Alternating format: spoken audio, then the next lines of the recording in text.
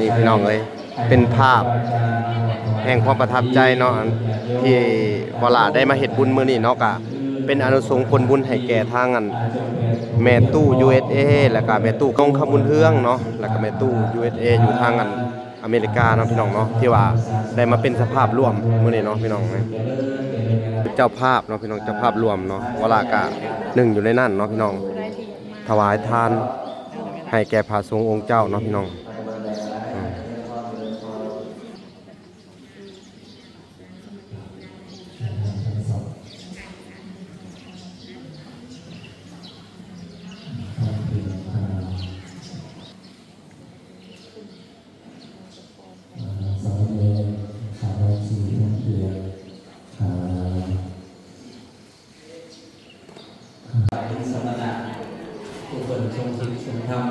อันนี้ก็คืออาหารเนาะพี่น้องหลากหลายเจริญใจเป็นทัศนาธรรมงานอยากประสานสารเป็นที่ทำมาอะไรก็ตามเป็นผู้พูดกับเมย์เราได้ผู้พูดกับเมย์คิดต่อใหญ่เนาะอันนี้ก็ทั้งกันยาทานนอนแก้วการไปเห็นพระสงฆ์องค์เจ้าเป็นสัมมนานะถือว่าเป็นผู้เลยฉะนั้นเห็นพระประสานเห็นพระสงฆ์องค์เจ้าเป็นยืนมีองค์แท้เดียวไปตามสำนักขัดพรรษาเนาะแต่ว่าสีก็เลยมีเศษเด้ออย่างเด้อบางคนบอกจะทานภาษาอะไรก็ไม่นอนจะทานตัวอย่างละอันนี้เป็นลูกกรรมเด้ออันนี้ก็เป็นการตักบาตรเนาะอาหารเนาะมีครบเบิดทุกชนิดเนาะพี่น้องเนาะนี่ก็จะประมาณนี้แหละเนาะลูกกรรมแต่เป็นอย่างพระราชที่เราเป็นนักมาเก้ามาขจัดตัวเองสังสารตัวที่มาตกความถือตนถือตัวขึ้นขอบปฏิบัติจริงๆในตัวเองถือว่าบริสุทธิ์ใจฉะนั้นญาติโยมก็สิเห็นวิธีการเนาะว่าเป็นขอบปฏิบัติสกรในพระใดส่วนร้ายในห้องสี่คู่กันไปปฏิบัติธรรมเนาะปฏิบัติธรรมเราเรื่องไซ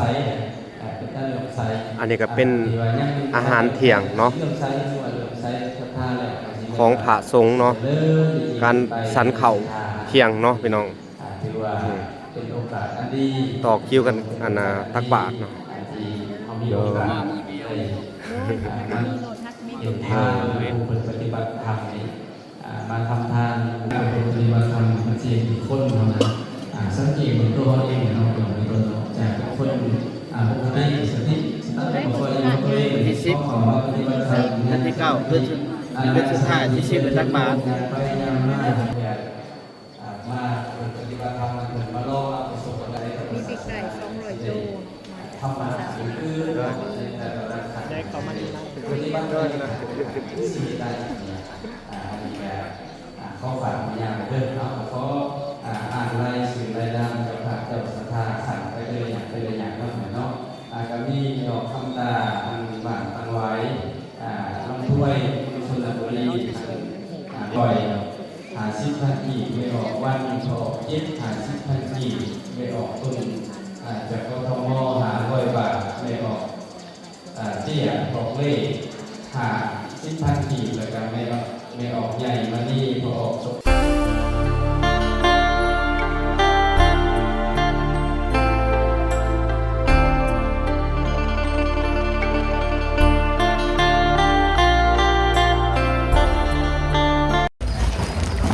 กับสบายดีเนาะพี่น้องเนาะเบิดสู่คนพี่น้องเนาะกันยินดีเข้าสู่ช่อง YouTube บ่อลาสายบุญเนาะคุณธรรมคือเก่าพี่น้องเส้นเก่าเส้นเคยเนาะทักทายสบายดีเนาะ FC ทางฝั่งไทยและ FC ทางฝั่งลาวและ FC ทางต่างประเทศที่รับชมบ่อลาอยู่เนาะมื้อนี้บ่อลาก็ได้เดินทางมาเนาะมาเป็นเจ้าภาพโรงทานเนาะเฮ็ดตามจุดประสงค์ของแม่ตู้ USA แล้วก็แม่ตู้นงคำบุญเฮืองเนาะทางผู้ใหญ่ทั้งสองทานเนาะเพิ่นก็เจ้าภาพโรงทานเนาะก็คือว่าสิถามน้องสาวว่าโรงทานนี่ พระเพิ่นมาเข้าซ่านหมดเลยเพิ่นมาเข้าซ่านคันว่าบ้านเฮาก็เพิ่นเข้ากรรมปฏิวัตินั่นแหละประมาณงานปริวาสบ่งานงานปฏิวัติงานปริวาสเนาะปริวาสเข้าซ่านคือว่าปฏิบัติธรรมเนาะแล้วก็คือเข้ากรรมอันน่ะในงาน เพิ่นจัดปฏิบัติธรรมนี่มีจักมื้อทั้งหมด รวมเพิ่นว่ามี9มื้อที่10มันคือเป็นมื้อเลิกมื้อใส่บาตร น้อยเนาะมี9มื้อเนาะ แม่น อันนี้เพิ่นได้จัดไปจักมื้อแหละ จัดไปแล้วได้หามื้อนี้อีกเลย โดยเนาะ ก็ยังเหลืออีก4 โดยก็คือ ครั้ง เวลาก็สิได้มาส่วนน้องสาวแล้วก็คือว่าเฮาสิไปถวายเงินอานาสมทบร่วมเฮ็ดโรงทานพี่น้องแต่ว่ามื้ออื่นก็สิได้ไปอานาแจกจ่ายให้ผู้บ้าแล้วก็มีทั้งแม่ขาวผู้ที่เขามา แม่น ปฏิบัติธรรมเนาะ ม่น อันนี้ก็เป็นจุดประสงค์ของทางอันแม่ตู้ USA แล้วก็แม่ตู้นงคำบันเทืองเนาะทาง โดย อานาพอแม่ทั้งสองทานเนาะเวลาก็สิได้ไปมอบเงินแล้วก็มื้ออื่นนี่เฮาก็ ลง สิได้ ไปซอยเพิ่น ไปซอยเพิ่นยกย่ออาหารแต่ว่ามื้อนี้เวลาก็สิได้ไปมอบ ได้มามอบเงิน ไปมอบเงินแหละสิไปถวายเงินสมทบ สมทบ เฮ็ดอาหาร อาหาร เฮ็ดอาหาร รวม การกินอาหารรวมเนาะกับ เป็นของกิน ของกิน ประเภทของกินพ อ๋อ วกขัวพวก อ๋อ ก้ ข อย องกิน พวก พี่น้อง แม่น เพราะว่าแรกๆตอนแรกๆเวลาก็ว่าสิ เฮ็ด เอาเป็นข้าวเปียกเนาะแต่ว่า การน้ำปะนะ นำบรรดาแต่ก็เลยเพิ่นว่า ให้เป็นเจ้าภาพ ถ้าเกิดว่าเฮาเป็นเจ้าภาพอันภัตตาหารเนาะหรือว่าอาหารเที่ยง เพิ่นให้เป็น ทางอัน เจ้ภพอาหารเที่ยง เพิ่นให้เป็นเจ้าภาพอาหารเที่ยงเพราะว่าตอนเช้ามันก็มีทางอันน่ะ ซึ่งผู้ใหญ่ใจดีเพิ่นก็อันเป็นเจ้าภาพแล้ว มี ข้าวเปียก เจ้าภาพข้าวเปียกแล้วตอนเช้าเนาะแต่ว่าทางเวลาก็อันเดินทางมาก็เลยว่าอยากพาเฮ็ดแล้วก็พาไปเฮ็ดเวียกต่อเนาะพี่น้องเนาะก็เลยว่า เอาเป็นอันน่ะอาหาร เป็น เนาะ อาหารเที่ยง เป็นอาหารเที่ยงเนาะ เพิ่ เวลาก็ เชิญให้ สิได้ เป็นเจ้าภาพอาหารเที่ยงนํกันเพิ่นว่า เป็นชาติอาหาร ต้น เที่ยงแล้ว เพ กัน ลแล้วก็มีน้ำปะนะ โดยแต่ว่าพระนี่ทั้งเบิดนี่ ประมาณ 3-400 องค์ 3-400 องค์ แม่ขาว รวมทั้งอันแม่ขาวนำเนาะ นี่ อ้าวโอเค พี่น้องเวลาก็สิได้ มื้ออื่นก็ได้ไปเห็นนํกันเว้าง่าย ไปมอบเงิน เบิ่งตัว เนาะ จริงมื้ออื่น เลยไปมอบเงินแล้วก็ไปสมทบ รวมเงิน เจ้าภาพลงทานเนาะแต่ว่าเวลาก็จะได้มื้อนี่ก็จะได้ไปอนาถ่ายบรรยากาศอหยังเนาะแต่ว่าตอนแรกนี่เขาจะ สิ ถวายเงิน ไปถวายเงินให้เพิ่นก่อน ถวายเงินมอบอันน่ะเป็นการไปซื้ออาหารเนาะ ไปซื้ออาหาร ทางแม่ครัวในวัดเนาะแม่ครัวในวัดเนาะอืม ให้แม่ครัวใน ก่อนหนึ่งเบิดก็ต้องขอบคุณทางอัน ผู้ใจดีเนาะ แม่ตู้ USA แล้วก็แม่ตู้นงคำบุญเฮืองเนาะผู้ที่ให้เวลามาเป็นสะพานบุญให้เนาะก็โอเคพี่น้องเวลาก็สิได้ ขอขอบใจ ไปมอบเงินแล้วก็ไปเบิ่ง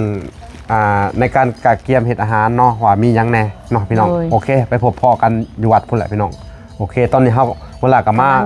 บ้านเนาะแล้วก็มาชวนน้องสาวไปเป็นหมู่เนาะโอเค งิน ไปโอเคพี่น้องเลยเนาะทางเวลากะเดินทางเข้ามาฮอดวัดแล้วเนาะมื้อนี้สิได้ถวายปัจจัยภัตตาหารเนาะคือว่าเป็นเจ้าภาพลงทานอาหารในมื้ออื่นเนาะแต่ว่าถวายเงินให้เพิ่นได้ไปซื้อข้าวของเนาะหรือว่าอาหารเอามาเฮ็ดอาหารเที่ยงหรือว่าอาหารเพลนมื้ออื่นเนาะพี่น้องทางเวลาก็สิได้เข้ามาถวายให้ทางอันเจ้าอาวาสหรือว่าทางญาทานเพิ่นเนาะองค์ญาทานแก้วเนาะนี่แหละพี่น้องนี่แหละอันนี้ก็ทางอันแม่ครัวโดยเขาหน่อยคือพุ่งมื้ออื่นจะได้มาเก็บภาพบรรยากาศคือว่ามื้อนี้มาถวายเงินให้ไปซื้ออาหารก่อนเป็นเจ้าภาพร่วมนำเนาะนี่ เพราะว่าน้ำมันสิจ่ายเขาลาดเนื้อน้ำ30ลิตรในน้ำนี่อาจจะมี3ตุ๊กซั่นน่ะเอาขุ่นนี่เล่นเซฟนี่ได้โกคนสิใส่ลงไป มากับน้องสาวแล้วก็มากับทางอันแม่ครัวเนาะ สวยใส่ไปได้ทำไปใส่กับ พี่น้องเลย ถ่ายได้เลยหมดเลยนะ ทางเบาหลาก็สิได้มอบจำนวนเงินอยู่3ล้านก่อนเนาะพี่น้องแล้วก็อีกล้านหนึงเนาะก็สิได้ไปซื้อเป็นน้ำน้ำปะนะเนาะน้ำปะนะแล้วก็เป็นท่อเป็นจอกเป็นหยังนี่แหละพี่น้องเอ้ยตรงนี้ก็สิเฮ็ดเป็นอาหารเที่ยงโดยแล้วก็สิได้มอบให้ทางพระอาจารย์หรือว่าทางญาทานเพิ่นเนาะ ทานรวม เห็นลงทานรวม จะเริ่มธนาคารใดบ่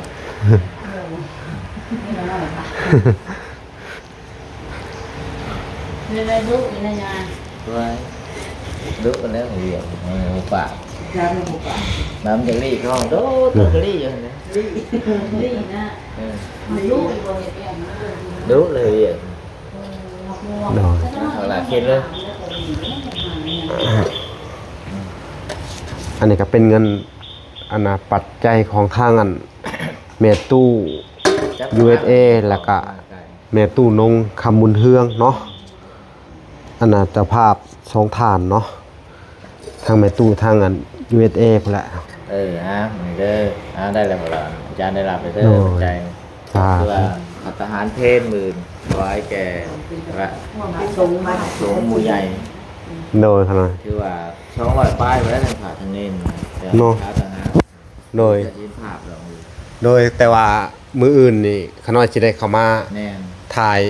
ตอนถวายเนาะ ตอนอาหารขึ้นโต๊ะ โดยอาหารขึ้นโต๊ะ 9:30ยี่ห้อนี้ โดยขนาด จัดอาหารแต่ละอย่างจะกระทายขึ้นโต๊ะเลย โดยขน้อยโดย 9:30ยี่ห้อวัด โดยขน้อย แต่ว่า10:30เอาอาหารเด้10:00สัญญาณลังคัง10:30เอาอาหารนะว่าแบบนั้นแต่บ่เกิน11:00เอาอาหารนะประมาณนั้น อันนี้เป็นงานอันยัง งานปริวาสหนาฝ ปัน น โดยปริวาสหนาพลเนาะขน้อย ประจำปี โดยขน้อย ก่อนข่าวพรรษาทุกปี โดยขน้อย แฮม โอ้ แฮม2ค่ำเดือน7ทุกปี โดย ปีนี้พระสงฆ์ก็หลาย โดยขน้อยโดย มาจากทิศทางสี่คือดังเห็นในเพจใน Facebook อาจารย์ โดยขน้อยโดย นั่นน่ะตัวจริงอันนี้ โดยเนาะ อาโมทนาด้วยรับไปเด้อ สาธุสาธุเนาะเอามืออื่นจังสิได้เข้ามาติดตามใหม่เนาะโอเคเนาะสาธุนั่นก็ได้กราบลาก่อนเด้อโอเค มีการมาเก้าโมงครึ่งงานถึงงาน พี่น้องเอ้ยหลังจากกันโมเป็นเจ้าภาพลงทานแล้วพี่น้องเวลาก็สิมาเบิ่งบรรยากาศในวัดเลยเนาะพี่น้องเอ้ยถือว่าแต่ละเต้นนี่ก็จะมีพระสงฆ์องค์เจ้ามานอนเนาะถือว่าเต็มเบิดบริเวณวัดเนี่ยเนาะเวลาก็สิถ่ายเบิ่งคร่าวๆเนาะเพราะว่างานน่ะจะมีอยู่9มื้อพี่น้องแต่ว่าส่วนเพิ่นที่ปฏิบัติธรรมในช่วงกลางคืนเนาะ8 โมงหา6 โมงหา10 โมงกลางคืนพี่น้องเอ้ยแล้วก็พักผ่อนกับอันน่ะบ่าย 1หาบ่าย 3พักผ่อนแล้วก็4 โมงแล้วก็เข้าสถานปฏิบัติธรรมจนฮอดแจ้งพี่น้องเอ้ยเนาะในงานก็จะมีประมาณนี้แหละเนาะนี่ถือว่าบนที่เพิ่นปฏิบัติธรรมก็สิเป็นคือนี่แหละพี่น้องเอ้ยบนนั่งปฏิบัติธรรมพี่น้องเอ้ยอันนี้ก็เป็นวัดที่ทางอันวละได้นำมันลูกกำพร้าเนาะคือทางอันลูกอับเบอร์ซีพี่น้องเอ้ยแล้วก็พี่น้องเพิ่นมาบวชทั้งสององค์เนาะนี่แหละพี่น้องเอ้ยคือว่าทุกๆอันน่ะเต้นจะมีพระสงฆ์เต็มรวมแล้วถึงอยู่ประมาณ300 องค์เนาะแต่ว่าอาหารนั้นบ่พอกันนะพี่น้องมันก็ต้องร่วมสมทบซอยเพิ่นเนาะพี่น้องเนาะคือว่านี่พระสงฆ์องค์เจ้าก็สิมาแต่ต่างแขงพี่น้องเอ้ยมาแต่เวียงจันทน์ปากเซ่ไปที่คำไทยอย่างหลายแข่งเนาะมาแล้วก็หลายเมืองต่างเมืองเนาะพี่น้องนี่เอาโอเคพี่น้องพวกเราก็สิได้ไปติดตามมันตอนเพิ่นรับประทานอาหารคือตอนเพิ่นเฮ็ดคงกินแล้วก็ตอนถวายปัตตาหารตอนเช้าเนาะพู้นแหละพี่น้องเอ้ยตอนนี้มันก็เวลาก็ได้ถวายเสร็จถวายเงินแล้วก็สิได้มาติดตามเบิ่งอีกตอนเช้าเนาะไปพบพ่อกันตอนเช้าพู้นแหละพี่น้องเอ้ยโอเคโอเคพี่น้องเอ้ยเนาะมื้อนี้ก็เป็นมื้อถวายพระเข้าเนาะหรือว่าภัตตาหารให้แก่พระสงฆ์องค์เจ้าเนาะพี่น้องเนาะถือว่าเพิ่นก็รวมกันเต็มสถานที่แห่งนี้เนาะพี่น้องเนาะอันนี้ก็มีทั้งอันน่ะออกต้นญาติโยมเนาะแล้วก็แม่ขาวเนาะแล้วก็ทั้งครูบาพี่น้องเอ้ยเดี๋ยวเวลาสิได้เข้าไปเบิ่งบรรยากาศนี่อยู่บ้านดงน้องขุนเมืองจำพรแขวงสมณเขตเนาะโดยขะหน่อยอย่าทานผมนะเดี๋ยวเวลาก็สิเข้าไป ไปเที่ยวเลยเพื่ออะไร ถ่ายข้างในเนาะพี่น้องอันนี้ก็เป็นอาหารเนาะที่ว่าเวลาเป็นสภาพรวมเนาะก็มีหลายอย่างเนาะพี่น้องประมาณนี้นะเนาะ พอเอิ้นว่าบ่ถึงบ่ต้องสันไม่มีเหตุที่เพิ่น เนาะ บางผู้บางคนศรัทธาทุกคนศรัทธาแต่ก็ พี่น้องเอ้ยอันนี้ก็เป็นนั่นพระสงฆ์เนาะสามเณรที่นี่พี่น้องเอ้ย สอนอุปไสยเป็นของลงมีปัจจัยของโมทนา200,000กีบแล้วก็มีพัฒนาอีกด้วยขออนุโมทนาเด้ออยากเกี่ยวกันในส่วนความพรเนาะเรียบร้อย นี่พี่น้องเอ้ยเป็นภาพแห่งความประทับใจเนาะที่เวลาได้มาเฮ็ดบุญมื้อนี้เนาะก็เป็นอานุสงส์ผลบุญให้แก่ทางอันแม่ตู้ USA แล้วก็แม่ตู้นงคำบุญเฮืองเนาะแล้วก็แม่ตู้ USA อยู่ทางอันอเมริกาเนาะพี่น้องเนาะที่ว่าได้มาเป็นสภาพร่วมมื้อนี้เนาะพี่น้องเอ้ย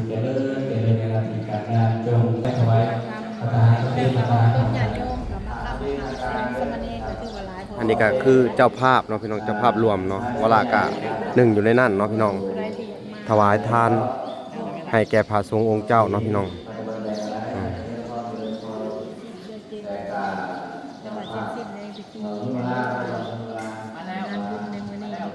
ก็สิประมาณนี้แหละพี่น้อง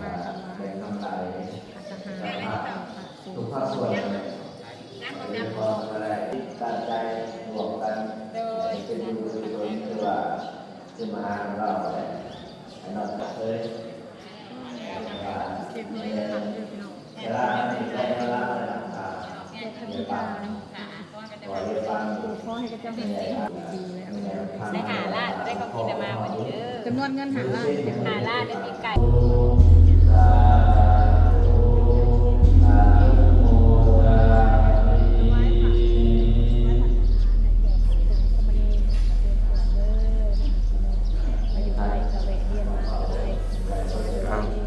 เนาะพี่น้องเลยอันนี้ก็เริ่มที่สีถวายทานแล้วเนาะพี่น้องแก่พระสงฆ์สามเณรเนาะก็คือหนึ่ง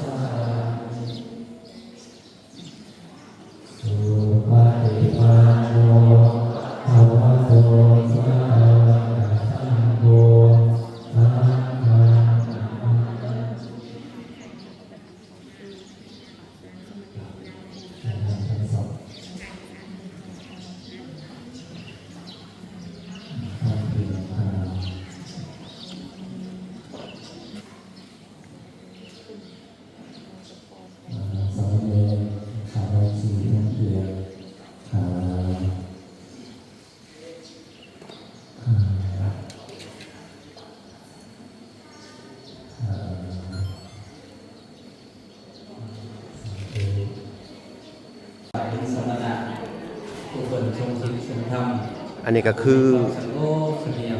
อาหารเนาะพี่น้องหลากหลาย เจริญใจเป็นทัศนาธรรมญาณิยาประสาทเป็นที่ตามังอารมณ์ต่างๆเป็นทั้งคนกับเมตเราได้ทั้งคนกับเมต คิดต่อใหญ่เนาะอันนี้ก็ทั้งอันยาฐานเนาะแก้ว การไปเห็นพระสงฆ์องค์เจ้าเป็นสามณะนะถือว่าเป็นคุณเลยฉะนั้นเห็นพระสังฆพระสงฆ์องค์เจ้าเป็นยืนอะไรของแท้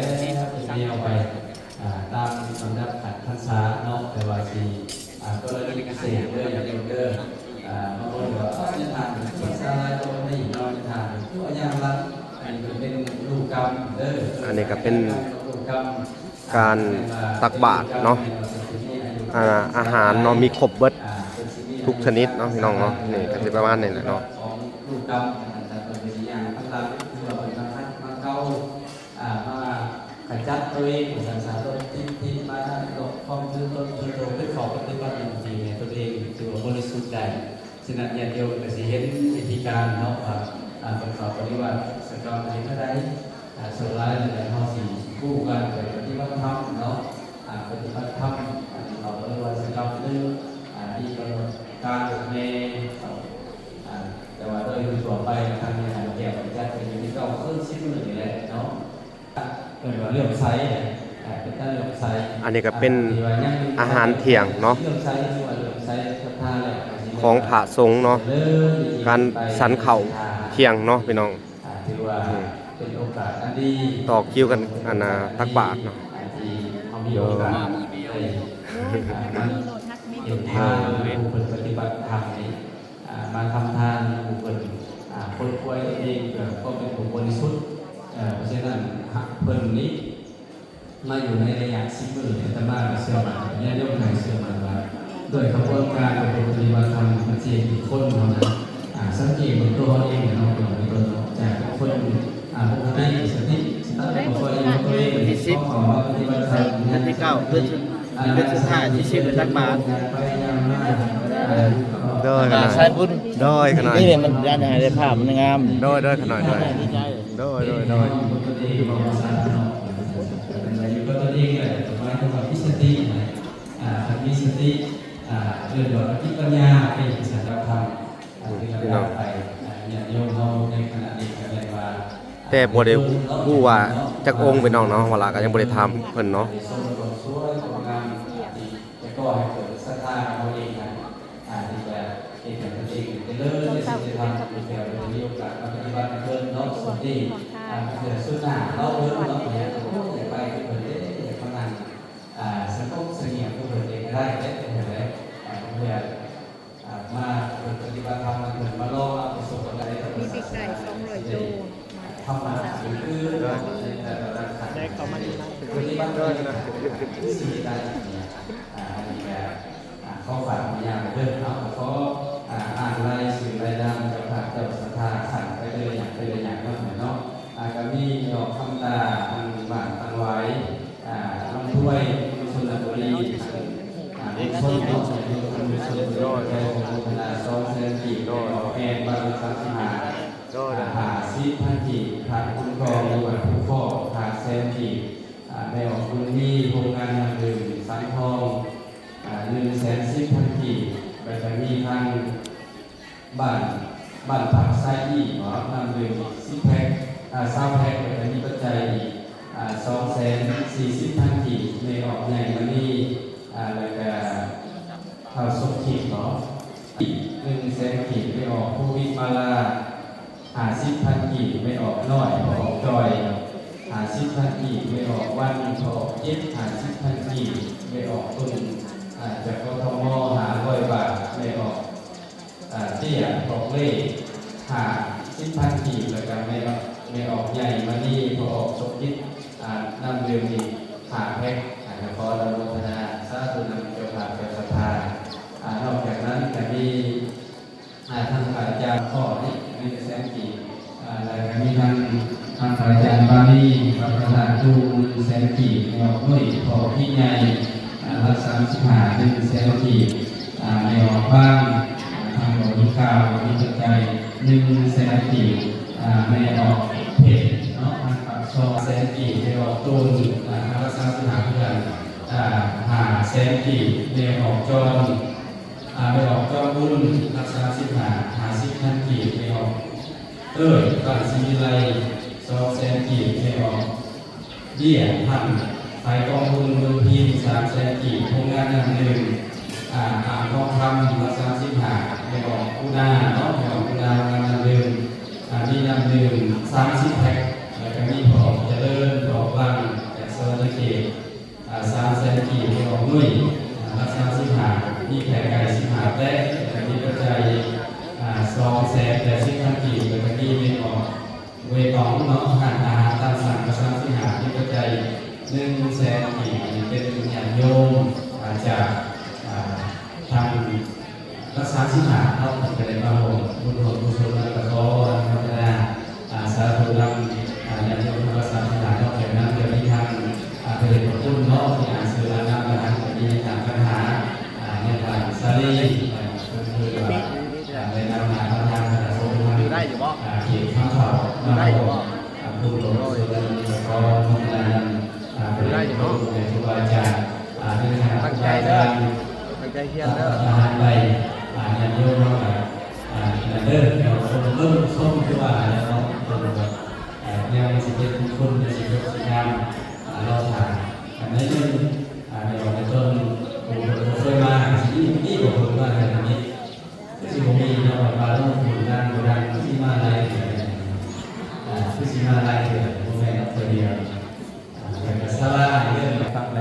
งจากอาณาพระอาจารย์เนาะหรือว่าพระสงฆ์สามเณรได้อาณาตักบาตรเนาะหรือว่าให้เพิ่นมักอันใดหรือว่ามักกินอันใดเพิ่นจะเลือกกินเองเนาะเพราะว่าอาณาโรงทานเนี่ยมันเป็นโรงทานรวมกันหลายๆเนาะอาณาหลายๆศรัทธาเนาะพี่น้องเนาะทางวัดหลักก็ได้มอบทุนเข้าไปช่วยเหลือเฮ็ดเป็นในจุดเดียวกันนี่เนาะพี่น้องเนาะก็ถือว่าเงินในมื้อนี้ก็เป็นของทางแม่ตู้ USA แล้วก็แม่ตู้นงคำมุนเฮืองเนาะที่ว่าได้ถวายพระเข้าว่าซั่นเนาะพระเข้ารวมอาณาให้แย่พระสงฆ์สามเณรแล้วก็ทั้งแม่ออกเนาะแล้วก็แม่ขาวพี่น้องเอ้ยแม่ขาวเนาะคือว่าพระสงฆ์ในมื้อนี้ก็ยังบ่ฮู้คร่าวๆเนาะว่าบ่ฮู้ว่าอันจักองค์เนาะพี่น้องเนาะเวลาก็ต้องถามทางญาติทานใหญ่เพิ่นเนาะนี่พี่น้องแต่ว่าทางอันน้ำเต้าหู้พี่น้องเอ้ยทางวัดหลักก็ได้สั่งมาอันนี้บ่นี่แม่นว่านางนี่อันนี้แหละน้ำปานะเนาะ น้ำปลา3 ตุ๊กอยู่บน พี่น้องเอ้ยวัดหลักก็สิย่อน้ำถวายอันน่ะเนาะถวายน้ำปานะไปจัดบ่อนที่พระสงฆ์องค์เจ้าเพิ่นนั่งเนาะเวลาที่ได้เอาไปยายเนาะเขาตั้งย่าก่อนเลยเขาตั้งย่าก่อนแล้วหัวเลยต้องบนอารมณ์เหมือนกับเห็นเลยตั้งย่ากับเห็นแล้วเนาะบนอารมณ์มันเข่าขี้นะครับมันเข่าขี้เนี่ยก็หัวมันสีล่างไปเดี๋ยวนี้สีมะแก่ก้ามแก่ช่องแก่มันก็ได้เลยที่มันขึ้นลงเลยแล้วก็มุ่งนั่นมานั่งตรงไหนไม่ใส่คือว่าการหัวนี่เก่าสองฝ่าโฟนในนอกในโฟนในหน้าเท้าเบิ้ลหน้าภาษาชาแล้วก็พอเริ่มโครงงานเนาะเดี๋ยวเราเวลาอยากให้สลัดเราเนาะมันก็เป็นเยอะมากอะสลัดมีพวกเครื่องงานภาษาที่ว่าอ้อซ้อยถูกเนาะต้นแบบคือตั้งแต่รุ่นนั้นอยู่แล้วเนาะอย่างเดียวเนาะอันนี้ก็มีออกคำพรสุวรรณศรีจากหัวไส้เนาะก็มีของสาร50 กิโลแล้วก็น้ำดื่มทุกอย่างอีกทุกกระเซาลิตมีจำนวนอยู่100 ทุกคนมีปัจจัยอีก2 ล้านปีสาธุอนุโมทนาเด้อทำแล้วคำพรเป็นไรมาถวายข้าวสาร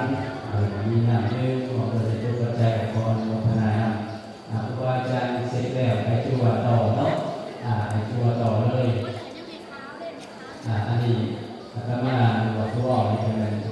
เรื่องว่าเข้าผ่าเนาะว่าอาจารย์ยาวสมมุติก็นั่งว่าเปิดภาษาบรรยากาศแห่งสิ่งที่ทำก็นั่ง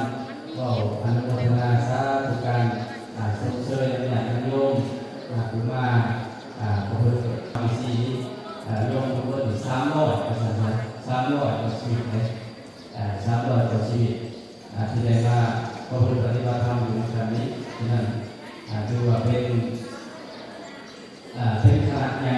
เป็นหมู่ใหญ่เป็นสังฆะใหญ่ในสังฆะแล้วเฮานี่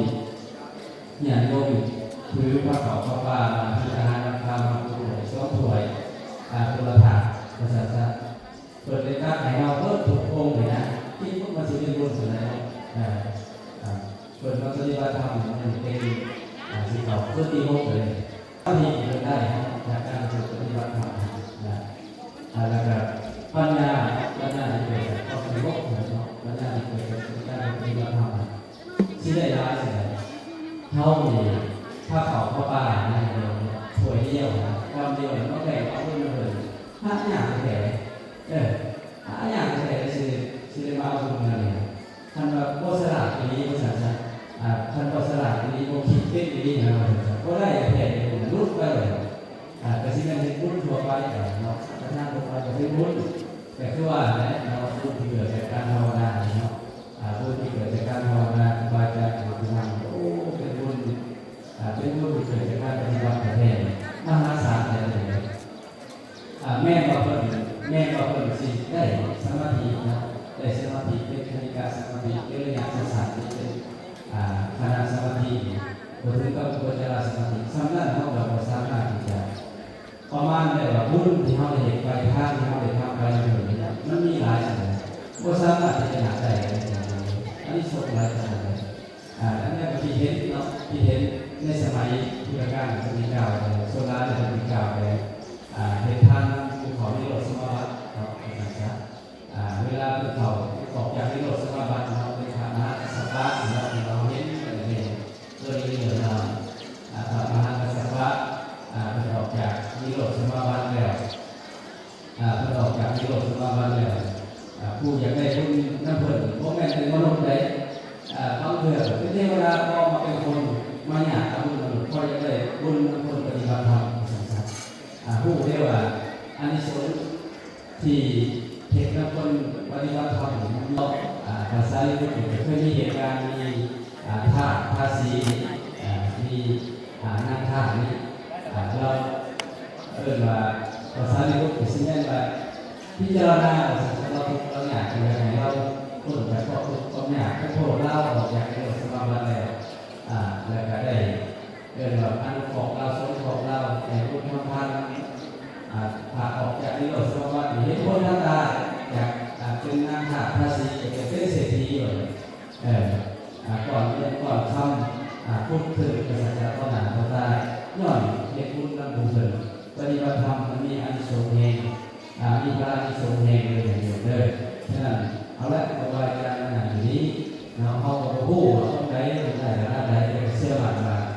เป็นมากปฏิบัติธรรมจะมีอะไรสิ่งสมาธิปัญญาในสิกขาสามนี้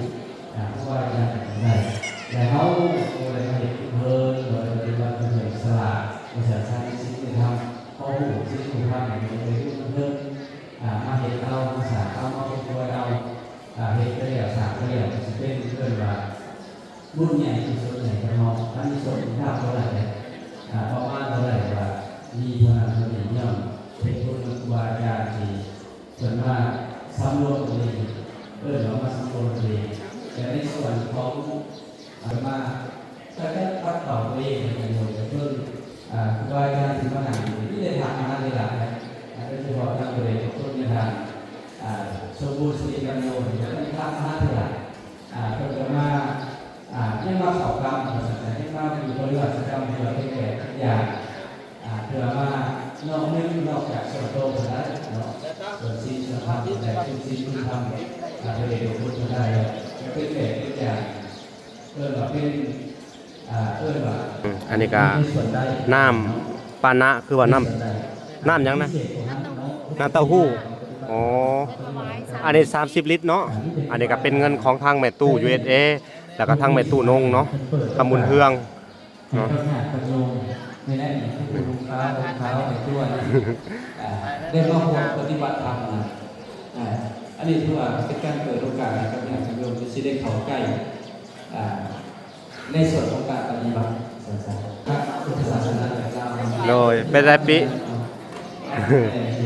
อันน่ะโดยอันน่ะเด้ซะคุณน่ะอยู่นักกันเนาะโดยอันนี้ก็คืออันญาติเนาะหรือว่าทางนั้นจัวกะปิเนาะที่ว่าเวลาพามาบวชอยู่ใน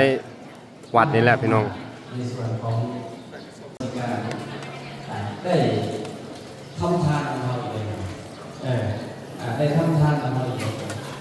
อย่างโยมเราจะได้มีโอกาสเห็นสมมูลใหญ่เราจะได้มีข่าวกันมาอาจจะเป็นสมมูลใหญ่เห็นครูบาอาจารย์ใหญ่อันนี้เป็นการได้ประโยชน์เต็มเลยนะครับในบริษัทของเรานี้บริษัททั้งสี่เปิดโอกาสให้กันได้แทนที่ว่าญาติโยมเนาะได้มาทำกิจกรรมกันในนอกจากนาทีเศร้าสุดแล้วเนาะอุปสมบทบ้านนี้เวลาก็จะได้เสิร์ฟน้ำปานะต่ออีกเนาะพี่น้องเนาะบริษัททั้งสี่ก็เป็นผู้เอาอะไรก็จะเป็นผู้นำก็เลยเห็นวิญญาณเห็นโยมมาที่สี่ก็เป็นอันม่วนใจไปเลยเลยโอ้กันว่ายังมีญาติมีโยมเนาะ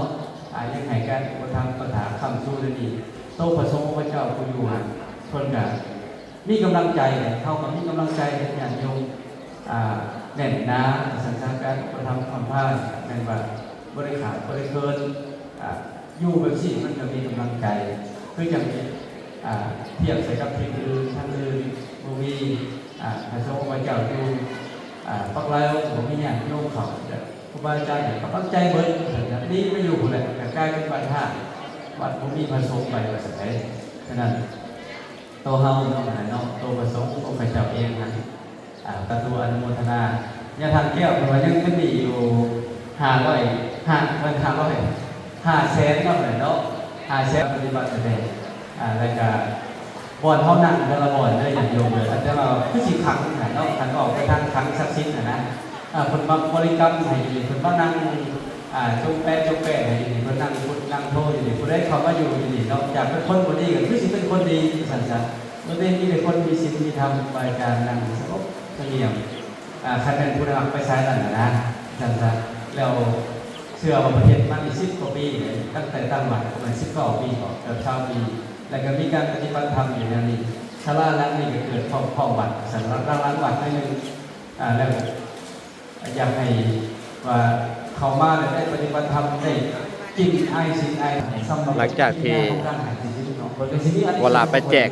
น้ำปานะเนาะหรือว่าน้ำเต้าหู้พี่น้องเลยอุ่นๆให้ทางพระสงฆ์องค์เจ้าแหละเนาะนี่แหละก็เป็นสุดของกันนะแม่ขาวเนาะพี่น้องเลยคือรับประทานอาหารเที่ยงเนาะนี่พี่น้อง เจ้าภาพเจ้าศรัทธาเป็นเจ้าภาพละมีศรัทธาพ่อมีความเข้าใจพ่อมีที่มันซับพ่อเป็นกำลังที่ง่ายๆให้กันสู้ลบปลุกใจเนาะ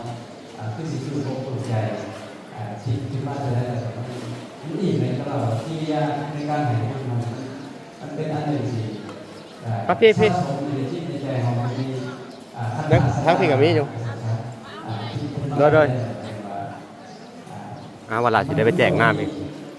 กำลังใจเป็นสิ่งที่ทุกข์เป็นนะทางสภาพทางกายทางกายทางแต่ว่าคิดขึ้นมารุ่นเลย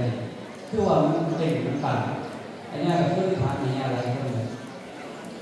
คือว่าคำว่าเรื่องรุ่นเลยคือว่าเจ็บมันปวดก็คือว่ามันหันเลยคือว่าเจ็บมันปวดว่าจะได้ยินข่าวไปทางขนาดคนนี้คือว่ามันหันตึ้งปังอันนี้ใช้ได้บ้างคำว่าเรื่องรุ่นเหมือนคือว่ามีอันผ่ามีพลังอะไรนะในเนี่ยในโลกคือว่าหันตึ้งปังมาหมดเพื่อทางนี้อะไรก็ไปพูดถึงว่าเป็นอันนี้สิ่งแรกว่าจิตใจเขาอยู่โดยมุ่งโดยกุศลตลอดเลยจะสามารถบรรลุมุ่งมาได้สามารถมาเป็นว่ารักษาอาการเจ็บปวดของเราได้ก็กำลังบุญในจิตในใจของเราที่ใหญ่สูงแต่การสะสมบุญลักษณะนี้อันนี้แหละเขาจะได้เห็นว่าบุญมีอันขาดอะไรเป็นว่าบุญน้ำซุปมาให้บุญยาดีมาโลกสัมผัสเรื่องของอ่อนบริสุทธิ์ซึ่งการเห็นบุญเขาเนี่ยถือว่ามันเป็นทางจิตใจเมื่อเขาถูกเขาอย่างเขาตัดสินใจว่ารักษาจิตใจตัวเองบริสุทธิ์เป็นไปได้เป็นเรื่องตัดสงสาร ก็ถือว่าพระสงฆ์สมณเณรเนาะคือว่ามื้อนี้ก็ได้ถวายอาหารเที่ยงแล้วเนาะก็อันนี้ก็เป็นพิธีการแบบว่าถวายอานุสงส์ให้แก่พระสงฆ์องค์เจ้าเนาะพี่น้องเนาะนี่แหละพี่น้องก็สิประมาณนี้แหละเนาะบรรยากาศคือว่าพระรวมทั้งกันครูบาอาจารย์ก็ทั้งเบิดก็300 องค์เนาะแล้วก็รวมทั้งกันไม่ออกต่างหากพี่น้องเอ้ย จะเป็นผู้ชายเขาเป็นทหาร เนาะก็ถือว่าการเฮ็ดบุญครั้งนี้เนาะขออานุสงส์ผลบุญนี่ให้แก่ทางแม่ตู้ทั้งสองท่านเนาะแม่ตู้ USA เนาะแล้วก็แม่ตู้นงคำบุญเฮืองเนาะนี่แล้วพี่น้องติ๊บข้าวกับติ๊บข้าวใหญ่พี่น้องเอ้ย1รวมกันเลยทีเดียวเนาะมีทั้งข้าวหุงข้าวเจ้าพี่น้องก็สิประมาณนี้แหละเนาะ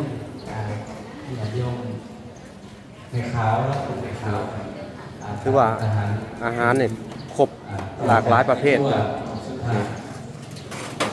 เริ่มในทางก่อนเนาะจากคณะสงฆ์ผู้ใหญ่เป็นทางเป็นคุณทางเกี่ยวกับเราชุติสังโฆเป็นได้นำทางมา พี่น้องเลยเนาะก็ถือว่าเริ่มจะรับประทานอาหารให้ทั้งพระสงฆ์องค์เจ้าเพิ่นรับประทานอาหารแล้วก็ทั้งอันแม่ขาวเนาะพี่น้องนี่ สำรวมเลยครูบาอาจารย์เราอยากสอนอย่างเลยวันอาจารย์ผ่านที่เรียกก็นำก็ได้ผ่านแล้ว พี่น้องเลย สิ่งยังไม่ยากสองทาง ได้นำตัวบดีเนาะเดี๋ยวตัวบดีจะได้มอบให้ทางบริษัทคุณทานเคียวเลยอนุโมทนานำมอบตัวญาติโยมอีกเท่านึงเรียกอะไรครับท่านผู้ชม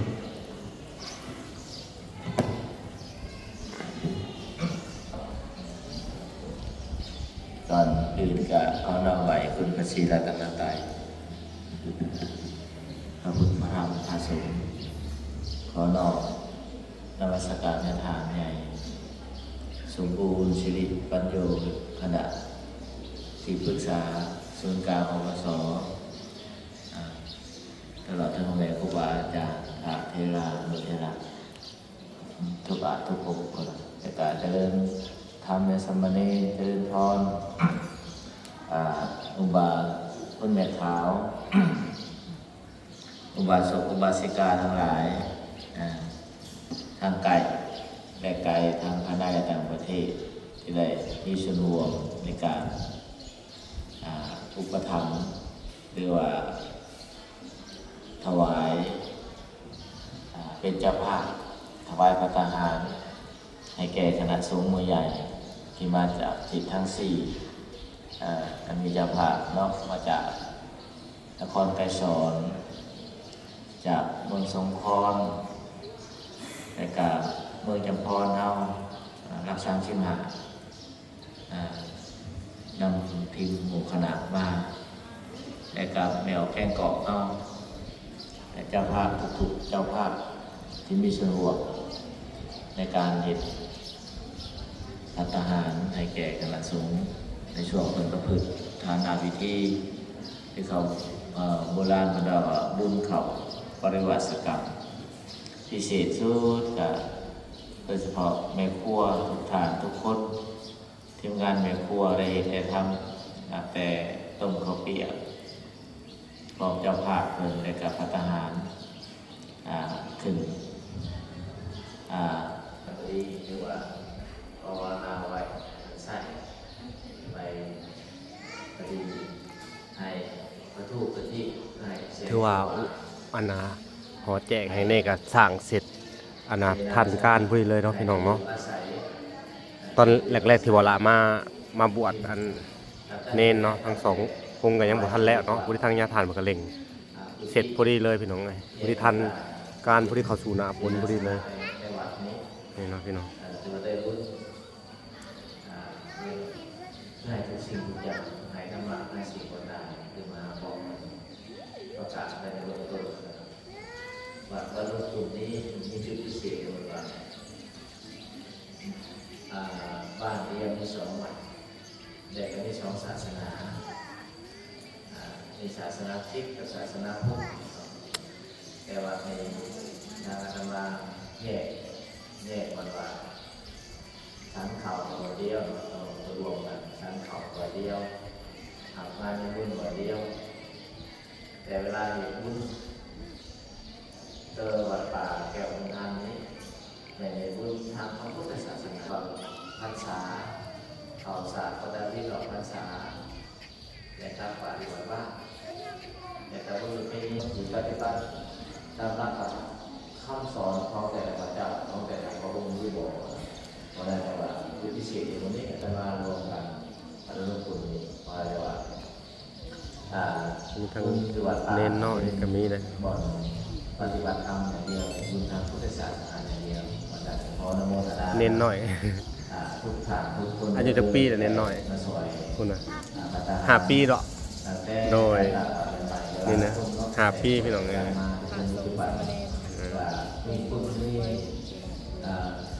บวชมาที่10ในหมู่มือสุภาพมาอุปถัมภ์อาหารเที่ยงหรือว่าเป็นน้ำประมาเนาะหรือว่าเป็นเปียกน้ำเศร้าเศร้ามีทั้งมีขาวมีเสื้อกาดทรงสมณเณร500 องค์ หายโศกหายโรคหายภัยเจริญในชีวิตกิจการงานทางต่างๆไปแล้วจงสำเร็จทุกทางทุกคนในทุกทางทุกคนจะมีโอกาสทำมาปฏิบัติผู้ชี้แจงแจ้งแต่พวกทานแจ้งสาธุสาธุสา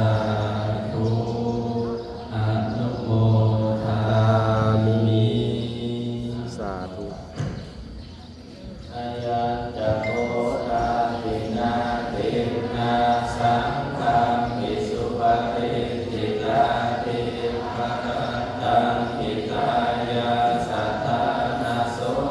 ภะกัมปติโสยาติธัมโมจะยังนิทัสสิโตเก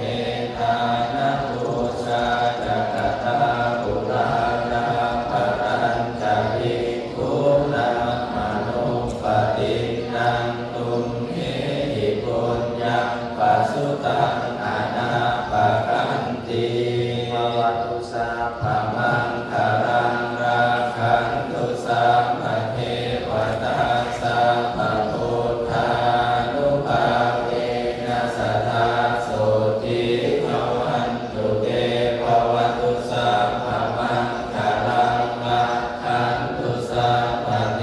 วตาสัพพะธัมมานุภาเวนัสสทธาโสติภวันตุเตภวัตุสัพพมังคารังราคันตุสัพพะเทวตาสัพพะสังฆานุภาเวนัสสทธาโสติภวันตุเตนะติสังฆโยนิโสวิตาปัตตังบริเสวะมิเอวะทวายะนัมมันทายะนัมมันทายะนามิปุสนายะยาวะเทวะอิมาสกายะสัพพิติยายะปัฏฐายะวิหิงสุปารัตติยาพระมจาริยานุกาหายะอิติปุรานันจเวทานังมติหังลามินาวัจจเวทานังนาอุปะเกสามิยาตาระจามิภวิสติอานาวัสสัจจาจาภัสสุวิหาโรจาติ เนาะเสียงราชการไปถึงมาบอกว่าการลืมเมื่อ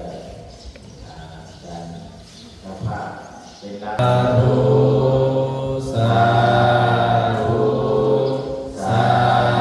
ธุอนุโมทามิสาธุ สาธุ เนาะ ถวายพระทหารเสร็จแล้วเนาะพี่น้องบ้านนี้เอาโอเคพี่น้องเอ้ยบ้านนี้ รับก็ได้มาเนาะ บ่ละก็สิได้อันนะขอตัวจบคลิปเนอจะหน่อยพี่น้องเวลาก็จะได้ไปจ่ายค่าน้ำปานะเนาะตัวน้ำเต้าหู้อีกรอบหนึงพี่น้องเอ้ยเนาะเอาโอเคพี่น้องเอ้ยเนาะทางเวลาก็สิได้มอบเงินในส่วนที่เหลือเนาะหลังจากเมื่อวานนี้มอบไปแล้ว3 ล้านเนาะถวายภัตตาหารให้แก่พระสงฆ์องค์เจ้าเนาะและก็ทางอันน่ะแม่ขาวเนาะแล้วก็ออกต้นญาติโยมที่มาร่วมในงานเนาะถือว่าน้ำนี่น้ำ30 ลิตรเนาะ น่ะลูก60โลทุกกว่า20ลิตร เออ 60 60 ลิตรลืมไปเนาะ60 ลิตร ถือว่าน้ำอันน่ะปานะเนาะเรือน้ำเต้าหู้ 60ลิตร 60 ลิตร60 ลิตรขนาดนี้ยังบ่พอกันเนาะ ยังบ่พอยังบ่ ถือว่าพระสงฆ์องค์เจ้ารวมถึงพระสงฆ์อันน่ะอันนี้ถ้าพอพระสงฆ์เนี่ย300อันนี้มัน500กว่ารวมถึงแม่ขาว เพิ่งแม่ขาวน่ะ500ไป บัดนี้ น้ำเฮาได้แต่200จอก โดยอ่ะบัดนี้เมื่อวานนี้เฮาได้ร่วมเข้าไปอันน่ะสมทบอันแม่ครัวรวมเนาะ เดี๋ยวครัวรวมมา ก็คือ3 ล้าน 3ล้านเลย และบัดนี้เวลาก็อันน่ะสิได้จ่ายค่าน้ำปานะเพิ่นอีกเนาะ อันนั้นปะนะล้านนึง ล้านหนึงแล้วก็จอกเด้ จอก260,000 260,000เนาะ260,000เอ้าอันนี้อันน่ะล้าน300,000เด้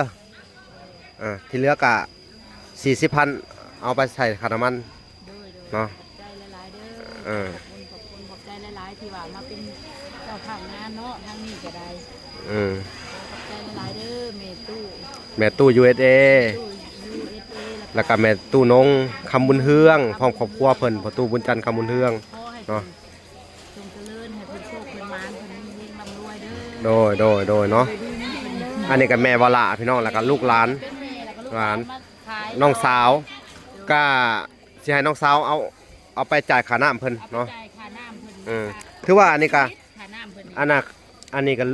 เหลือน้ำปะนะพอดี ส่งไว้ให้อ้ายให้จบ กับพอดีครบกับผาสงเนาะพอดีอันน่ะ60 ลิตรว่าท่านซะ 60 ลิตรรวมบุญ เอาก็ถือว่าขอบคุญขอบคุณเนาะทางอันแม่ตู้ทั้งสองฐาน อันนี้ขอถวายปัจจัยให้แก่แม่ตู้ทั้งสองฐานเนาะจงมีแต่ความสุข สำเร็จสำคัญแล้ว โดยจงมีแต่ความสุขความเจริญเนาะทางแม่ตู้ ขอบคุณเอง เอา ขอบคุณเด้อให้ดีแข็งแรงเด้อจุดกดใส่แกงใส่ส่วนใส่เศร้าเด้อน้องเป็นห่วงเด้อให้ส่วนให้เศร้า สาธุ ดีงาม สาธุ เย็นให้มีแต่ความสุขความเจริญและบาทเลยค่ะ สาธุเนาะแม่ตู้ทั้งสองฐาน รถยนต์สงครามเด้อ ทางแม่ตู้นงขมุนเฮืองก็ให้อยู่ดีมีแห้ง ดีมีแห้งรถทุกคนเด้อ ขอให้ได้บุญกุศลหลายๆเนาะเอาสาธุขอบใจเด้อแม่เด้อ เป็นห่วงดีซะ โดยเอาวันละกะมูมีหยังสิตอบบุญแทนคุณทั้งแม่ทั้งสองท่านเนาะก็ขอให้เพิ่นมีแต่ความสุขความเจริญปราศจากโรคภัยไข้เจ็บเนาะให้เจ็บให้ไข้หาวิญญาณโลคาเนาะมีแต่ความสุขความเจริญเป็นห่มโพห่มไส้ให้ลูกให้หลานเด้ออายุมั่นขวัญยืนเด้อทั้งสองท่านสาธุเนาะโอเคพี่น้องเอ้ยบ้านนี้เนาะทางวันละกะสิได้ขอตัวอันน่ะไปเฮ็ดเวียกเฮ็ดงานต่อเนาะพี่น้องเนาะก็สิได้เข้าไปทำภารกิจอยู่ทางบ้านพอลูกหาต่อเนาะหลังจากมาเฮ็ดภารกิจเนาะให้ทางแม่ๆทั้งสองฐานสำเร็จเนาะคือถวายอันปัทหารเที่ยงให้แก่พระสงฆ์องค์เจ้าแล้วก็และการออกต้นญาติโยมแล้วก็แม่ซีเนาะพี่น้องโอเคเนาะ เอาโอเคพอกันใหม่คลิปหน้าบ๊ายบาย